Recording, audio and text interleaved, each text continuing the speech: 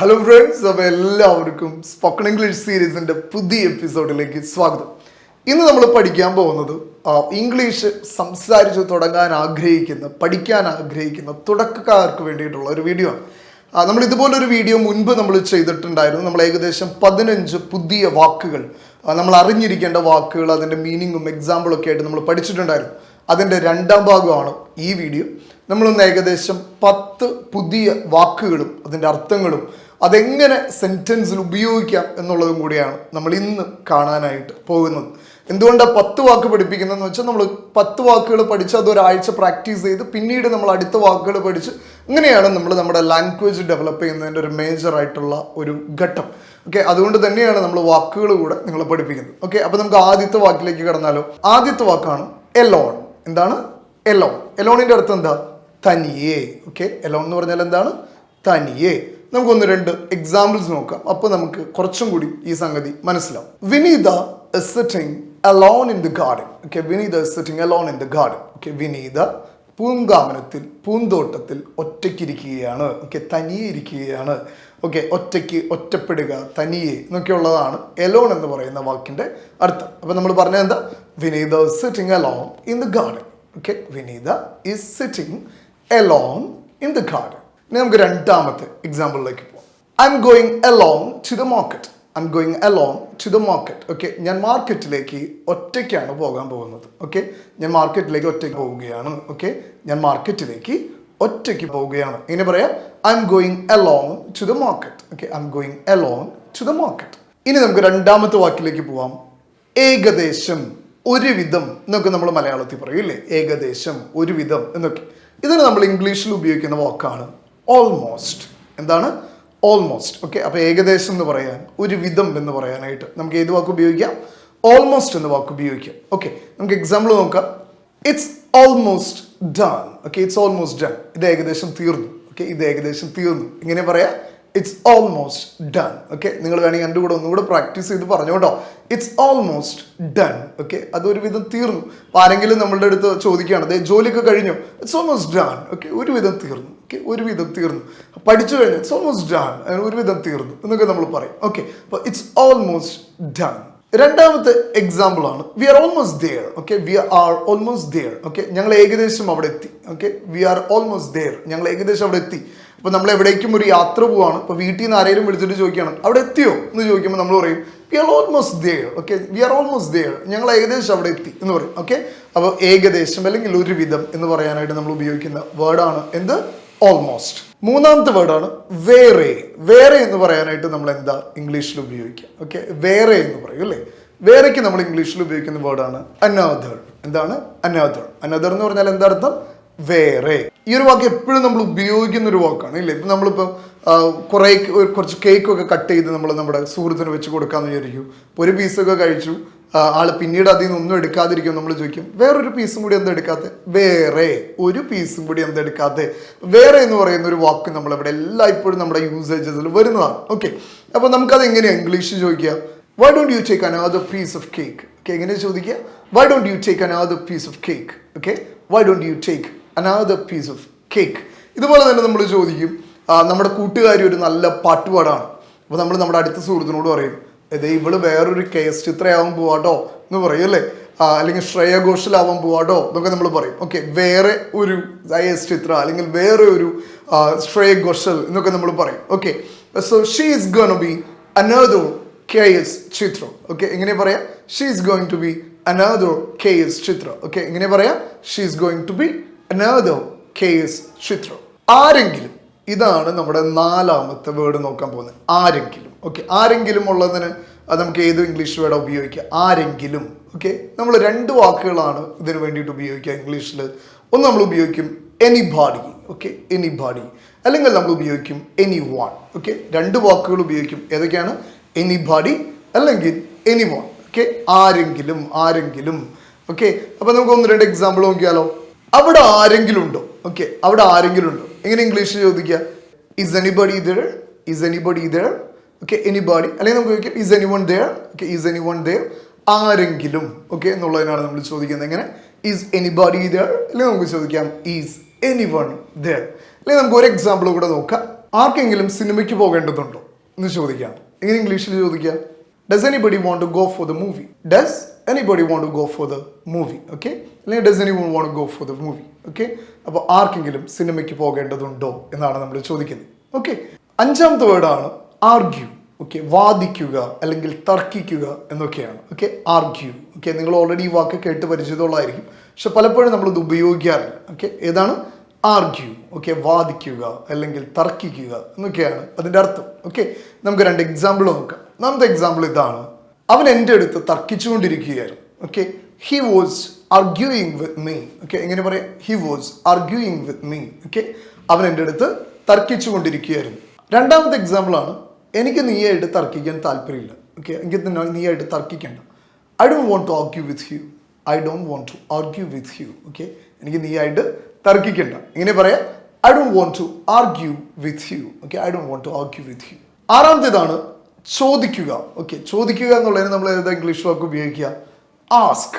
എങ്ങനെ ചോദിക്കുക? Ask. Okay, I have asked him to study. ഞാൻ അവനോട് പഠിക്കാൻ പറഞ്ഞു. Okay, I have asked him to study. Okay, അല്ലെങ്കിൽ നമുക്ക് മറ്റൊരു എക്സാമ്പിൾ ഉപയോഗിക്കാൻ പറ്റുന്നത് പ്ലീസ് ആസ്ക് ഹിം. അവനോടൊന്ന് ചോദിച്ച്. എങ്ങനെ പറയാം? Please ask him. ഓക്കെ, അവനോടൊന്ന് ചോദിക്കും. ഓക്കെ, ഇപ്പം നമ്മൾ ചിലപ്പോൾ ചില കാര്യങ്ങൾ നമ്മുടെ അടുത്ത് ചില സുഹൃത്തുക്കൾ ചോദിക്കും, നമ്മുടെ അടുത്ത് അതിന് ആൻസർ ഉണ്ടാകില്ല, അല്ലെങ്കിൽ നമ്മുടെ അടുത്ത് അവസ്ഥ ഉണ്ടാകില്ല. അപ്പോൾ നമ്മൾ മറ്റൊരു കൂട്ടുകാരനോട് ചോദിക്കാനായിട്ട് ആവശ്യപ്പെടും. എങ്ങനെ പറയാം? Please ask him. Okay, please ask him. ഏഴാമത്തെ വേർഡാണ് ഏകദേശം. ഏകദേശം എന്നുള്ളതിന് നമുക്ക് ഏതാ ഒരു ഇംഗ്ലീഷ് വാക്ക് ഉപയോഗിക്കുക? അപ്രോക്സിമേറ്റ്ലി. Okay, approximately. നമ്മുടെ ലൈവ് സെഷനിലൊക്കെ ഞാൻ ചില ആളുകളോട് ചോദിക്കാറുണ്ട്, ഇംഗ്ലീഷിൽ ഏകദേശം നിങ്ങൾക്ക് എത്ര വാക്കുകൾ അറിയാം എന്നുള്ളത്. ഓക്കെ, എപ്പോഴും ഞാൻ ഉപയോഗിക്കാറുള്ള ഒരു വാക്കാണ്, നിങ്ങൾക്ക് അപ്രോക്സിമേറ്റ്ലി എത്ര വാക്കുകൾ അറിയാം, ഏകദേശം എത്ര വാക്കുകൾ അറിയാം. ഓക്കെ, അപ്പോൾ ഏകദേശം എന്നുള്ളതിന് നമ്മൾ ഇംഗ്ലീഷിൽ ഉപയോഗിക്കുന്ന വാക്കാണ് എന്ത്? അപ്രോക്സിമേറ്റ്ലി. Okay, approximately. നമുക്ക് എക്സാമ്പിളിലേക്ക് പോവാം. It takes approximately 40 minutes to reach there. Okay, it takes approximately 40 minutes to reach there. Okay, ഇതിന്റെ മലയാളം എന്താണ്? ഏകദേശം അവിടെ എത്താനായിട്ട് 40 മിനിറ്റ് എടുക്കും. ഓക്കെ, അവിടെ എത്താനായിട്ട് ഏകദേശം 40 മിനിറ്റ് എടുക്കും. It takes approximately 40 minutes. Okay, അപ്പോൾ നമ്മുടെ അടുത്ത് ചോദിക്കുകയാണ്, ഒരു സ്ഥലത്തേക്ക് എത്തിച്ചേരാൻ എത്ര സമയം എടുക്കും? അപ്പോൾ നമ്മൾ പറയണം അവിടെ എത്തിച്ചേരാൻ ഏകദേശം 40 മിനിറ്റ് എടുക്കും. ഓക്കെ, ഏകദേശം. ഓക്കെ, എങ്ങനെ ഉപയോഗിക്കാം? It takes approximately 40 minutes to reach there. അതുപോലെ തന്നെ മറ്റൊരു എക്സാമ്പിളാണ്, ഇറ്റ് കോസ്റ്റ് അപ്രോക്സിമേറ്റ്ലി 2000 റുപ്പീസ്. ഇതിന് ഏകദേശം 2000 രൂപയോളം വരും. ഓക്കെ, ഇതിന് ഏകദേശം 2000 രൂപയോളം വരും. ഓക്കെ, അപ്പം നമുക്ക് എക്സാക്ട് പ്രൈസ് അറിയില്ല ഒരു കാര്യത്തിൻ്റെ, ചോദിക്കുകയാണ് ഇതിന് ഏകദേശം എത്ര കാശ് വരും എന്ന് ചോദിക്കല്ലേ. അപ്പം നമ്മൾ പറയും ഇതിന് ഏകദേശം 2000 രൂപയോളം വരും. ഇതെങ്ങനെ ഇംഗ്ലീഷ് പറയാം? It cost approximately 2000 rupees. Okay, it cost approximately 2000 rupees. എട്ടാമത്തെ വാക്കാണ് ഇടയിൽ. ഓക്കെ, ഇടയിൽ എന്നുള്ള വാക്ക് സൂചിപ്പിക്കാനായിട്ട് ഇംഗ്ലീഷിൽ ഏത് പദം ഉപയോഗിക്കുക? Among. Okay, among. Okay, among എന്ന് പറയുന്ന വാക്കാണ് ഇടയിൽ എന്ന് പറയാനായിട്ട് നമ്മൾ ഇംഗ്ലീഷിൽ ഉപയോഗിക്കുക. നമുക്ക് ആദ്യത്തെ എക്സാമ്പിൾ നോക്കാം. Who among U is the best. എന്ന് ചോദിക്കുക, who among U is the best. Okay, ഒന്നുകൂടെ ചോദിച്ചു, who among U is the best. Okay, 2-3 പേര് ഇരിക്കണം, അവരുടെ അടുത്ത് ചോദിക്കണം നിങ്ങൾ ആരാ ഇതിൽ ഏറ്റവും ബെസ്റ്റ് എന്ന് ചോദിക്കുന്നതാണ്. ഇങ്ങനെ who among U is the best, നിങ്ങളുടെ ഇടയിൽ ആരാണ് നല്ലത്. കുടുംബാംഗങ്ങൾക്കിടയിൽ ഒരു വഴക്ക് നടക്കുന്നുണ്ട്. ഓക്കെ, കുടുംബാംഗങ്ങൾക്കിടയിൽ ഒരു വഴക്കുണ്ട്. Okay, there is a fight among the family members. Okay, എങ്ങനെ പറയാം? There is a fight among the family members. എങ്ങനെ എൻ്റെ കൂടെ ഒന്നുകൂടെ പറഞ്ഞു?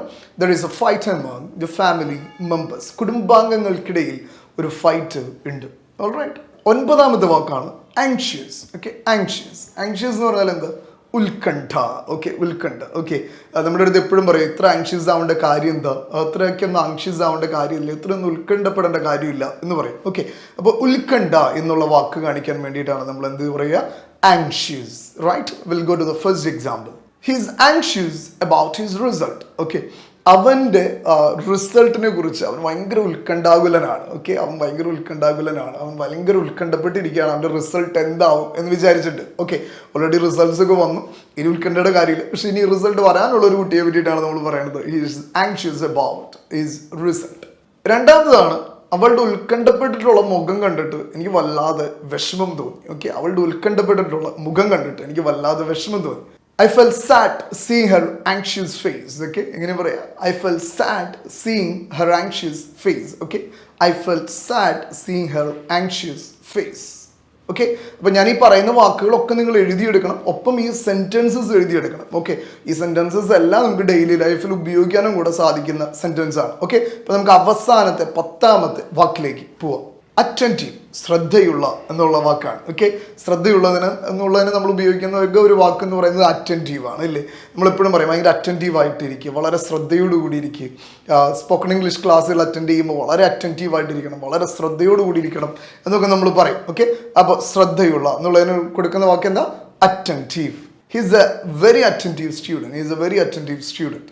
വളരെ ശ്രദ്ധയുള്ള ഒരു കുഞ്ഞാണ്. ഓക്കെ. വളരെ ശ്രദ്ധ കേന്ദ്രീകരിച്ചിരിക്കുന്ന ഒരു കുഞ്ഞാണ്. എങ്ങനെയാണ്?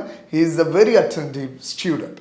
U must be attentive in the meeting. Okay. മീറ്റിംഗിൽ നീ വളരെ ശ്രദ്ധയുള്ളവനായിരിക്കണം. Okay. You must be attentive in the meeting. Okay. അപ്പോൾ ചിലർ മീറ്റിംഗിൽ ഇരിക്കുമ്പോൾ ശ്രദ്ധയൊന്നും കൊടുക്കാതിരിക്കും. അപ്പോൾ അവരോട് പറയാം എങ്ങനെ? U must be attentive in the meeting. Okay. നിങ്ങൾ മീറ്റിംഗിൽ ഇരിക്കുകയാണെങ്കിൽ വളരെ ശ്രദ്ധയുള്ളവരായിരിക്കണം എന്ന്. അപ്പോൾ നമ്മൾ 10 വാക്കുകളും അതിന് ചേർന്ന 2 എക്സാമ്പിൾസ് വെച്ച് അങ്ങനെ മുഴുവൻ 20 എക്സാമ്പിൾസും കൂടെയാണ് നമ്മൾ പഠിച്ചത്. ഓക്കെ. അപ്പോൾ ഈ 10 വാക്കുകളും അതിൻ്റെ മലയാള അർത്ഥവും ഒപ്പം ഈ 20 എക്സാമ്പിളും നിങ്ങൾ നിങ്ങളുടെ നോട്ട്ബുക്കിൽ എഴുതിയെടുക്കണം. ഈ ഒരാഴ്ചക്കാലം ഇത് പ്രാക്ടീസ് ചെയ്യാനായിട്ട് പ്രത്യേകം ശ്രദ്ധിക്കണം. ഓക്കെ. നമ്മൾ പേഴ്സണലി സമയമെടുത്ത് വൊക്കാബുലറി ഡെവലപ്പ് ചെയ്യാനായിട്ട് ഒത്തിരി നമ്മൾ എഫേർട്ട് ഇടുന്നുണ്ടാകില്ല. അതുകൊണ്ടാണ് ഞാൻ ഇതുപോലെ നിങ്ങളോട് സജസ്റ്റ് ചെയ്യണത്. ഒപ്പം നമ്മൾ വീഡിയോ കോളിലൂടെ ഇംഗ്ലീഷ് പഠിപ്പിക്കുന്ന ഒരു പുതിയ പ്രോഗ്രാം കൂടെ നമ്മൾ സ്റ്റാർട്ട് ചെയ്തിട്ടുണ്ട്. ഇംഗ്ലീഷ് മെൻറ്ററിങ് എന്നാണ് നമ്മൾ വിളിക്കുന്നത്. ഓക്കെ. ഒരു ട്രെയിനർ 25 ദിവസം 25 മിനിറ്റ് നിങ്ങൾക്ക് വേണ്ടി മാത്രം സ്പെൻഡ് ചെയ്ത് പേഴ്സണൽ കോച്ചിങ് തന്ന് ലാംഗ്വേജ് ഡെവലപ്പ് ചെയ്യുന്ന ഒരു പ്രോസസ്സാണ്. അപ്പോൾ നിങ്ങൾക്ക് അങ്ങനെ ലാംഗ്വേജ് ഡെവലപ്പ് ചെയ്യാനായിട്ട് താല്പര്യമുണ്ടെങ്കിൽ നിങ്ങൾക്ക് ഞാൻ ഈ കാണിച്ചിരിക്കുന്ന നമ്പറിൽ കോൺടാക്റ്റ് ചെയ്യാം. ഞാൻ നിങ്ങൾക്ക് അതിനു വേണ്ട സാഹചര്യങ്ങൾ ഒരുക്കി തരുന്നതാണ്. ഓക്കെ.